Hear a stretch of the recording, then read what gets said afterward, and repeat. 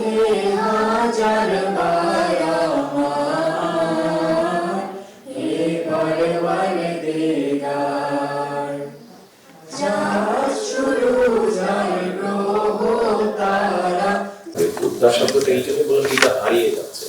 কিন্তু এগুলো তো আমাদের আমাদের আমাদের প্রকৃতির অংশ। প্রকৃতি যদি এইভাবে ধ্বংস হয়ে যায়, নষ্ট হয়ে যায়, তাহলে তো আমরাই বিপদগ্রস্ত।